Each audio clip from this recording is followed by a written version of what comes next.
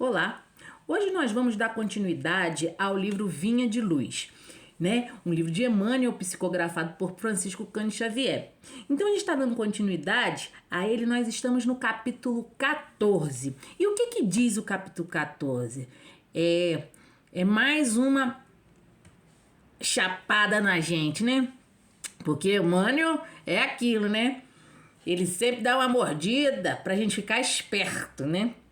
Então, o que acontece? Vamos lá. Capítulo 14, aproveitamento. O que será que quer falar, né? Esse aproveitamento.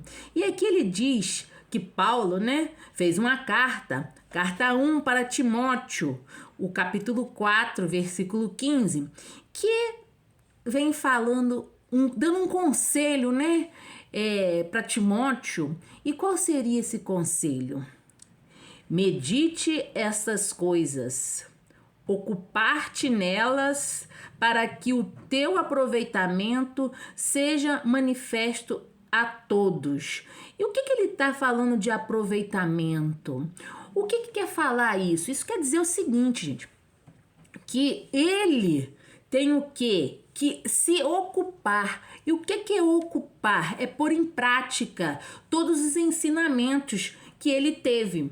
Então, de seguir Jesus, de, né, praticar o bem. Aí aqui vem Emmanuel.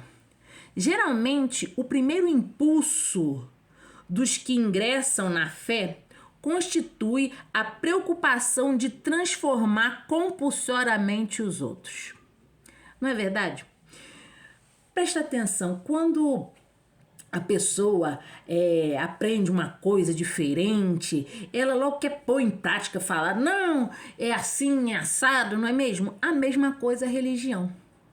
Quando você se entra numa determinada religião, você quer o quê? Você quer transformar o outro, você quer que o outro também faça parte daquilo que você está sentindo, né? Faça parte daquela egrégora e tal. Só que a gente quer o quê? A gente está mais preocupado em um outro escutar, né? Porque é só escutar o que você escuta do que você realmente praticar aquilo que você escuta. Não é mesmo? Então, o que acontece? A gente fica naquela empolgação para falar pro outro, olha, eu estou indo numa casa espírita assim, assim, assada, é maravilhoso, você tem que ir lá.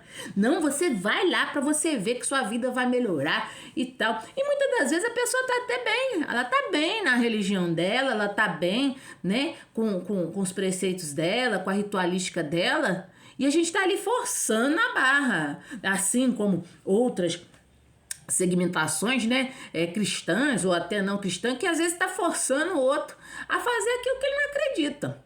Então a gente tem que ter esse discernimento, né? E também fala que isso aqui, se a pessoa, né, não quer, tudo bem, né? A gente não deve ser proselitista, né? Não tem que ficar tentando convencer o outro de uma coisa, né? Que a gente fica até chato, que é uma pessoa chata, né? Então, aí ele vem falando justamente isso aqui. Semelhante propósito, às vezes, raia pela imprudência e pela obsessão. Porque a gente fica tão chato querendo que o outro faça aquilo que você tá fazendo, né? Não, esquece. E às vezes você tá sendo até obsidiado, né? E fica aquela obsessão na cabeça. Não, porque fulano tem que ser, ciclano tem que ser. Porque senão não tem jeito, né? É aquele negócio. A gente não tem que, igual ele fala aqui, a gente tem que ter um semelhante propósito. O propósito do outro tem que ser igual ao seu.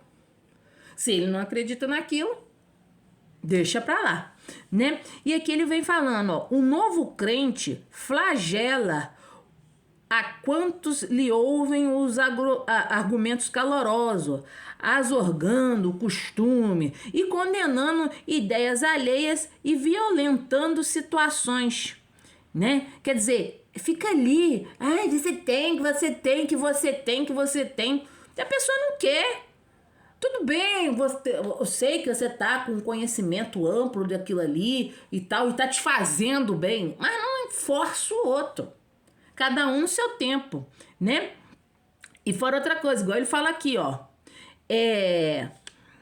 Violentando situações de esquecido de que a experiência da alma é laboriosa e longa e que há muitas esferas de serviço da casa do novo pai. Então, quer dizer, a fé é de cada um, né? E tem um autor que até fala: não tentes o impossível mudar o comportamento do outro sem antes mudar o teu. Entendeu? Então, às vezes a gente fica tentando mudar o outro, mas a gente mesmo no interior da gente não mudou.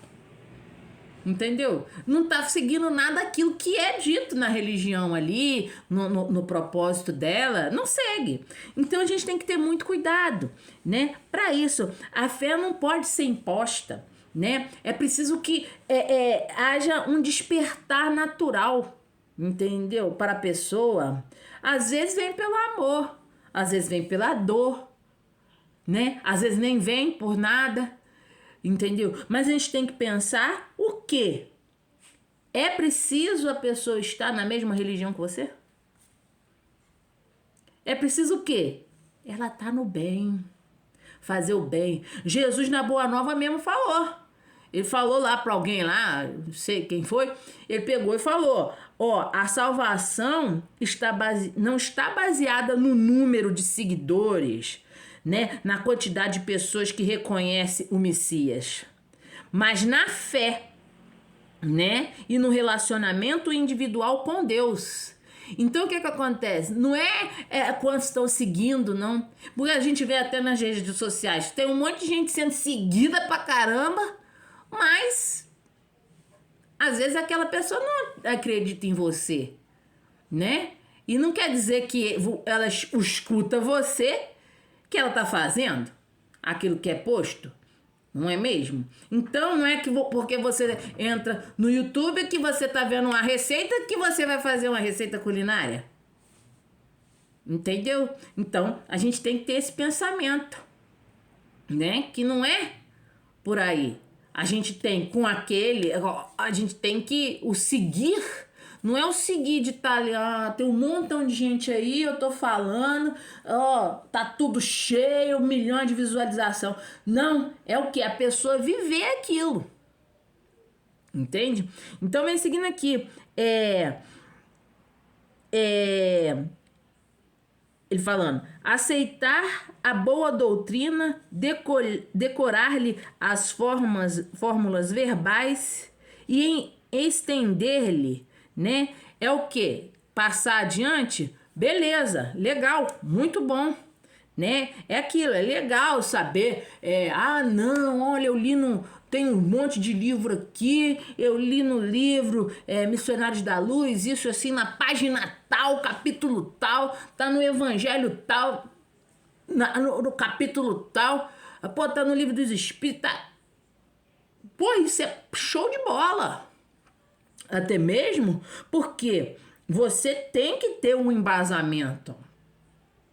Não pode ser o achismo o que você fala. Tem que estar ali, né? Igual eu tô aqui. Não pode ser o meu achismo.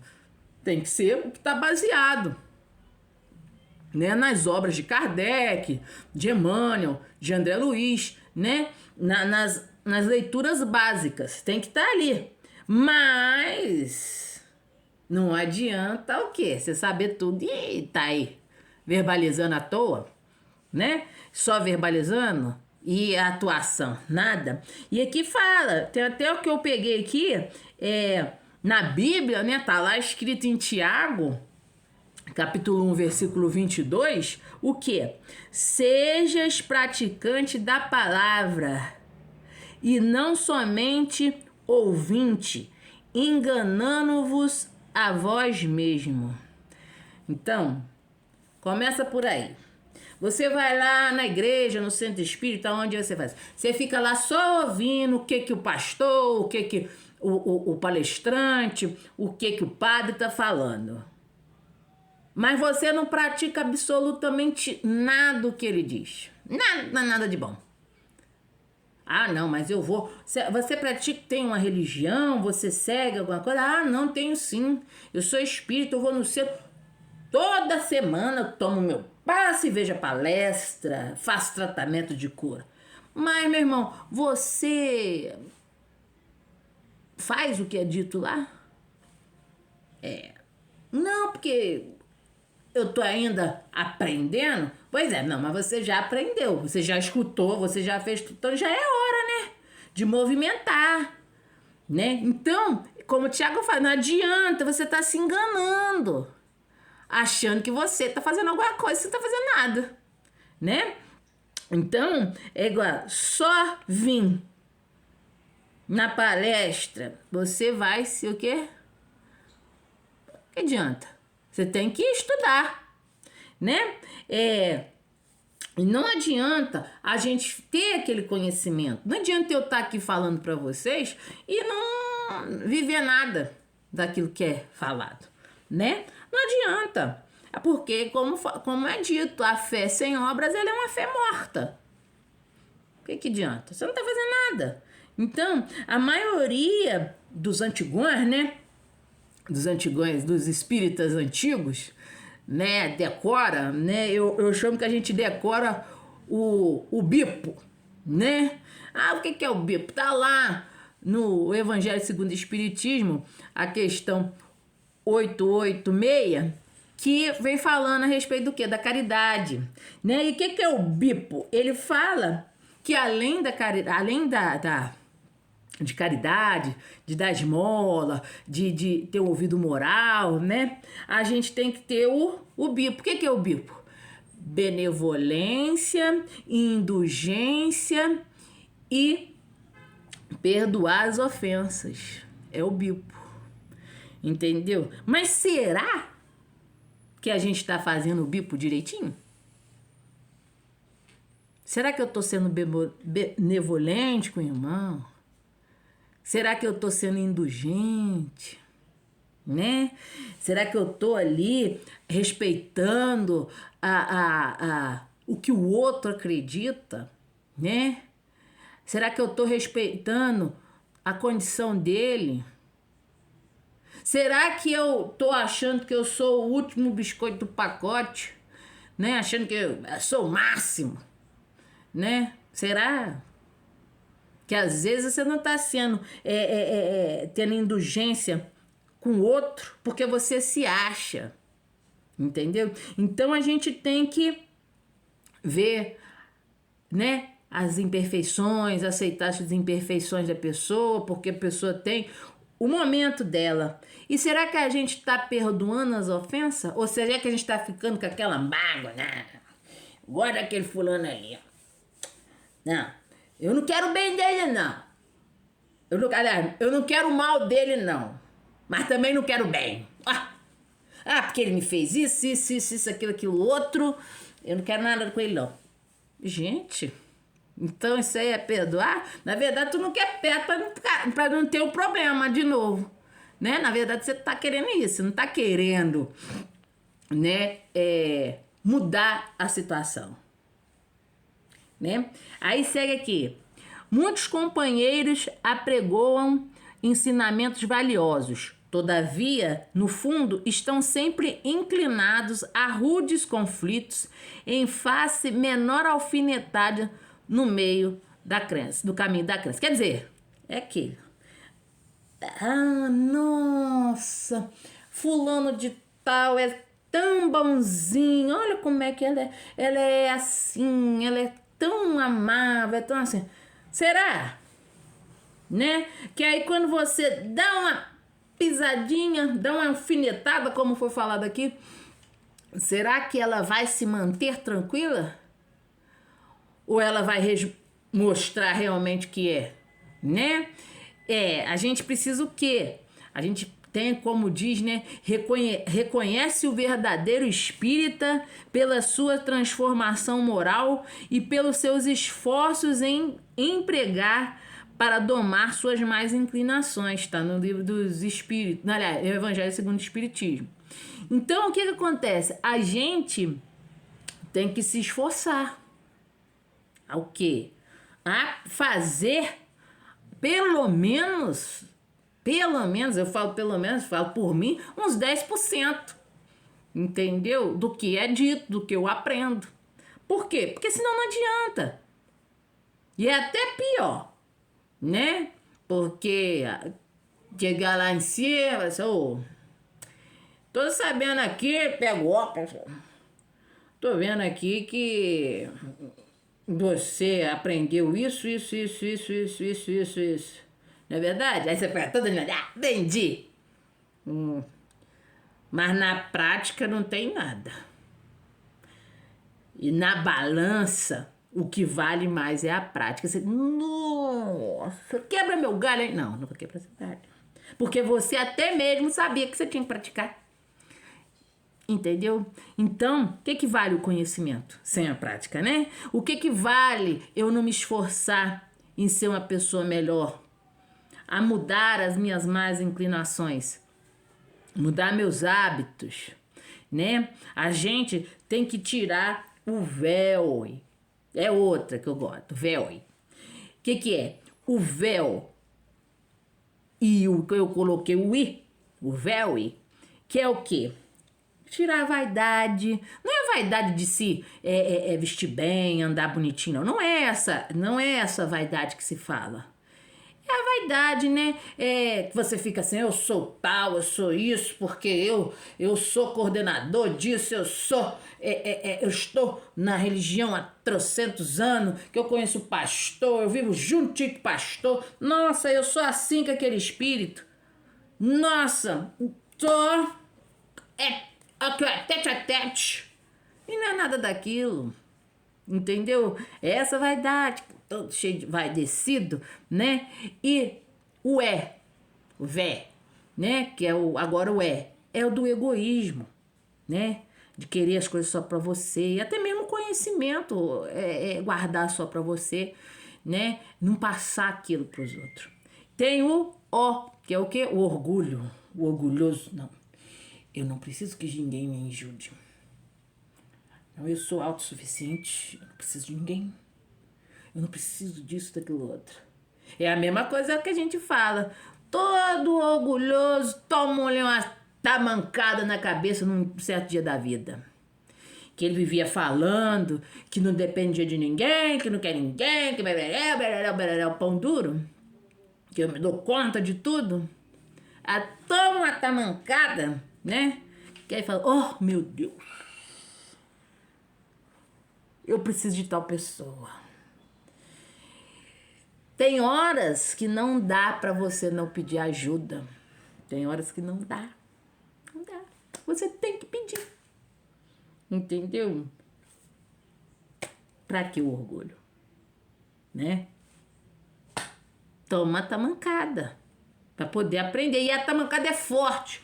Pra você aprender mesmo, porque o orgulhoso, ele pode tomar uma afinetada, uma afinetada, ele não sai daquela posição, ele tá ali.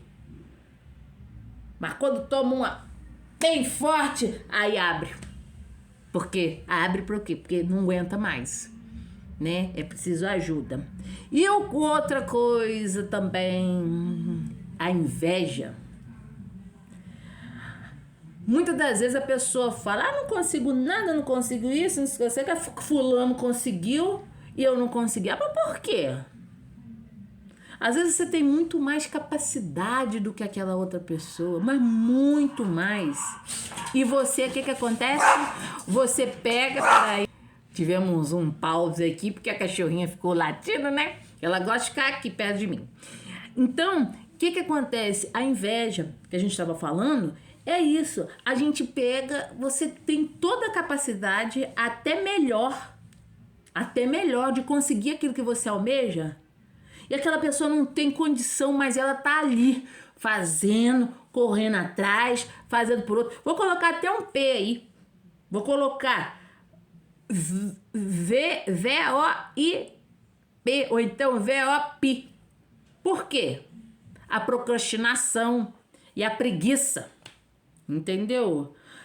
E isso aí, a procrastinação e a preguiça, causa o quê? Também causa a inveja, porque você não faz, porque você fica deixando as coisas para depois. E aí o outro não tá deixando para depois, ele tá fazendo. Aí você fica com inveja da pessoa que tá conseguindo alguma coisa e você não consegue, e você tem muito mais condições que ela. Então a gente tem que tirar isso da gente, né? É como fazer, tirar esses negócios, essas más inclinações da gente, né? Porque igual fala aqui, ó, que muitos companheiros apregoam ensinamentos velhosos, tarará, tarará, não toleram pequeninos aborrecimentos domésticos e mantêm verdadeiro jogo de máscaras em todas as posições. Eu, quando chego, você sou um anjo de candor. Olha, casazinhas e tal. Mas em casa, não tem paciência, briga, ou então no trabalho. Isso é uma máscara.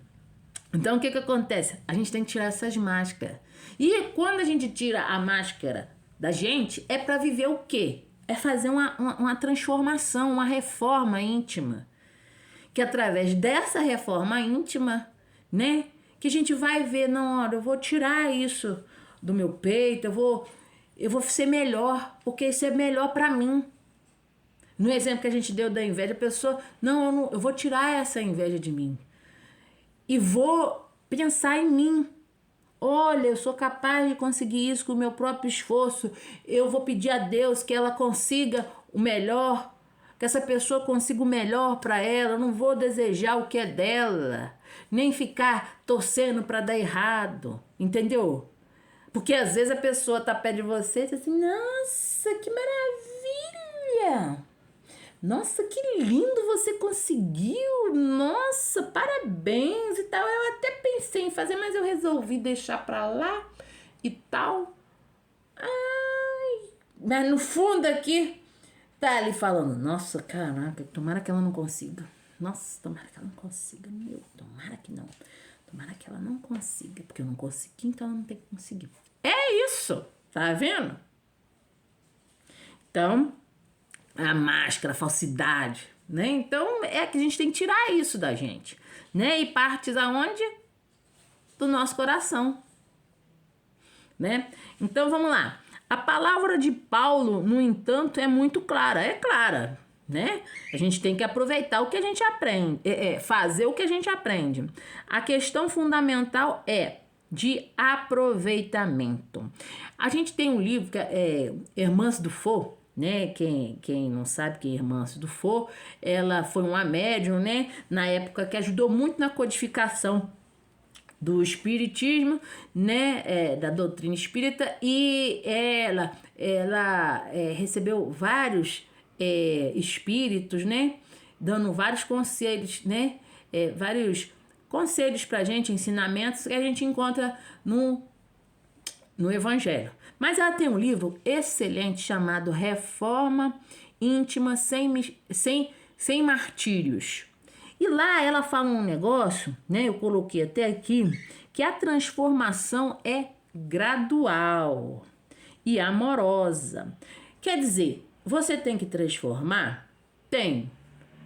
Mas não é aquela coisa, ai meu Deus, eu fiz isso, eu pequei, eu fui orgulhosa, eu tô sendo egoísta. Não é dessa forma.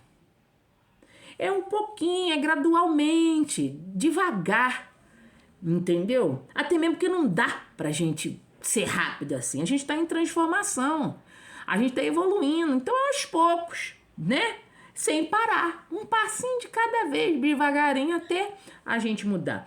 Então, aqui que ela fala, vamos continuar aqui. A transformação é gradual, é amorosa, mostrando que a mudança interior acontece no ritmo de cada um. Cada um vai mudando, vai transformando aos poucos, sem imposições ou dores desnecessárias.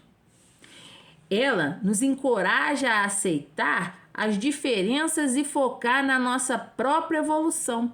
Quer dizer, Hermâncio, nesse livro, ela fala assim, não, olha só, tá tudo bem, vai devagar, pouquinho por pouquinho você consegue.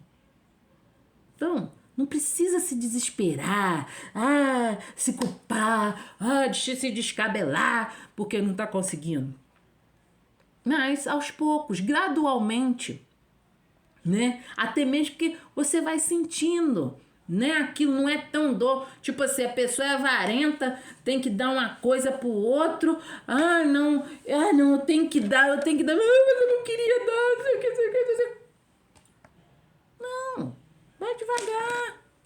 Entendeu? Não precisa, porque que adianta? Você vai pegar e vai fazer uma coisa que você não quer? E aí toda vez que você dá uma caneta pro outro, não queria dar aquela caneta. Mas tem que ser caridoso, né? Tem que tirar essa minha avareza, né? Mas eu não queria. Ai, meu Deus, foi tão cara. Toda vez que você olha pra coisa para que você deu, você vai ficar reclamando, sentindo aquele amargor que perdeu um dinheiro, então é melhor não dar. Entendeu? Então a gente tem que fazer aos poucos, né?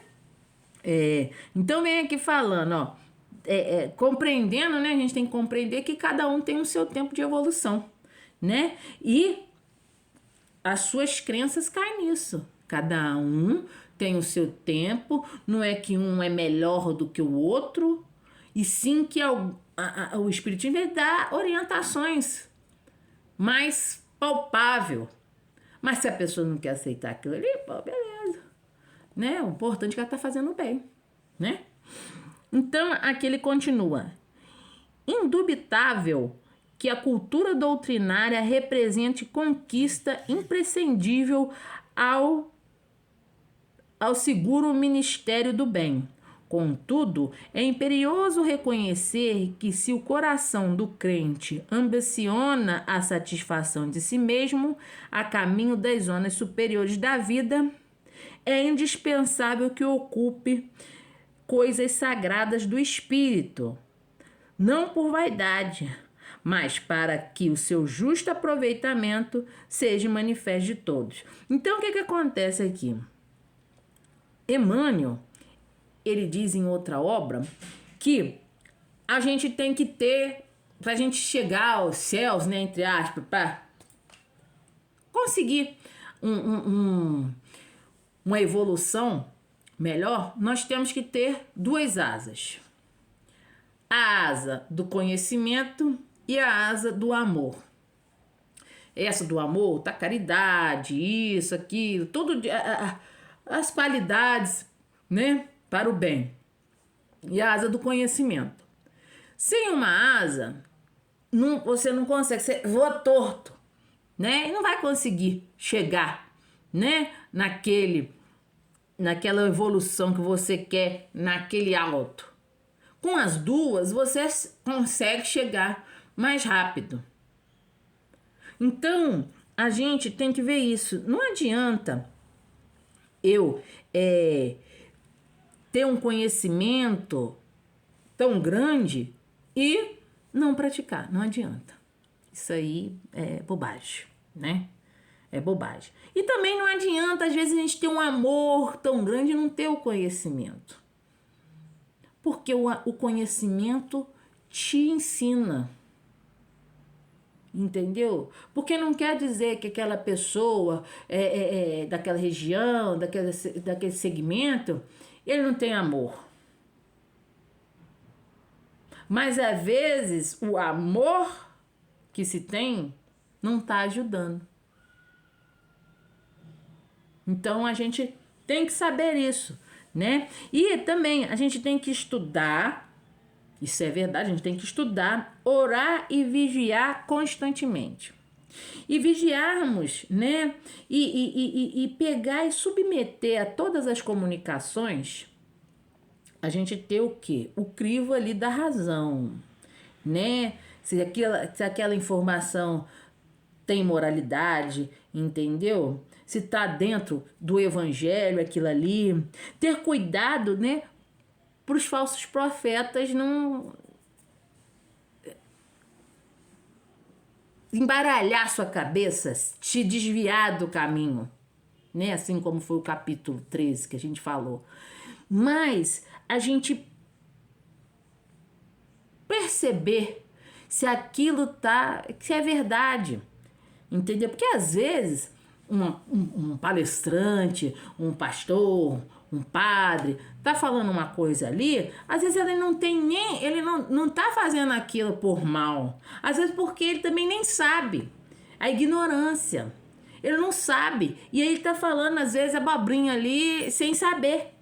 Entendeu? E é porque ele tá querendo o mal? Não, não é o querer o mal. Mas é porque ele não tem conhecimento, né? E às vezes te engana ali e distorce aquela situação toda e você fica, uai, o que eu faço então? Não entendi. Será que eu tenho que fazer aqui? Será que eu tenho que fazer aquilo outro? Nossa, mas ele falou que eu tenho que fazer, então eu vou te fazer. Eu vou fazer. Aí, ó. Aí os conflitos, a confusão na cabeça, né? A dor que a irmã fala. Então a gente tem que vigiar. E a gente também tem que ver que tem os falsos profetas que realmente tá querendo o quê? Que agem de má fé. Mas a cabeça da gente é preciso pensar. Ó, será que é isso? Será que é aquilo outro? Será que a conduta dele, né, é boa? Será que isso Jesus faria? Então a gente tem que pensar muito nisso. E aqui, quando ele fala assim, se ocupe das coisas sagradas do Espírito. A gente tem que ter o ponto de vista também que é falado no Evangelho segundo o Espiritismo. Qual que é esse ponto de vista que fala, né? Ele se refere à perspectiva que o indivíduo adota em relação à vida, especialmente da vida futura e na relação entre o mundo material e o mundo espiritual. O que quer dizer isso? Gente, a gente não pode ficar só pensando no material, porque senão a gente esquece das coisas espirituais, mas também não dá pra gente viver sem o material. Mas é não ficar escravo daquilo, né?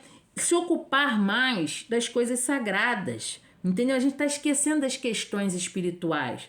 A gente tá numa sociedade que só pensa no materialismo e esquece as questões espirituais. Por que é? Por que eu tô falando isso? Por quê? O nosso objetivo é a evolução. Se o nosso objetivo para a nossa vida e que o que vai melhorar a gente é o nosso processo evolutivo, então por que eu só penso no material? Se são as questões espirituais que fazem com que a gente evolua. Então a gente precisa mudar nossas atitudes, né? Mostrar que além o conhecimento nós estamos vivendo aquilo.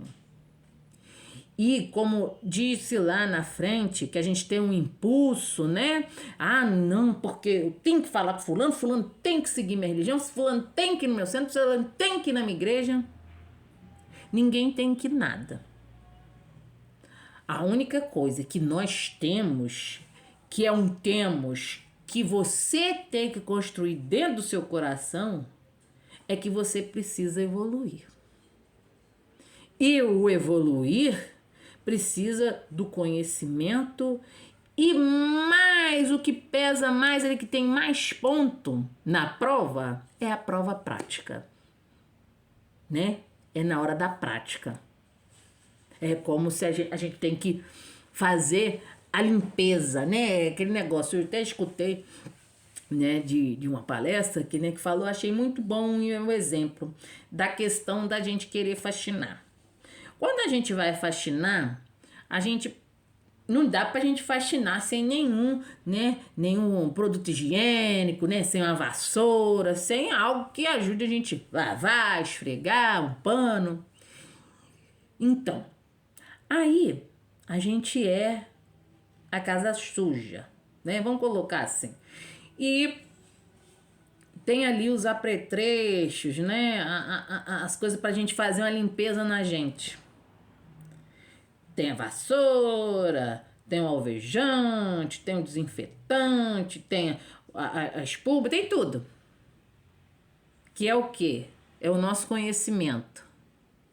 Só que se a gente não tiver a ação de pegar e lavar, a vassoura vai ficar lá, o esfregão, tudo vai ficar lá.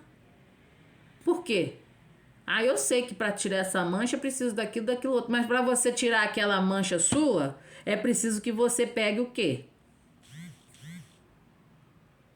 Você pegue, né? A vassoura. E o que é o pegar da nossa vassoura?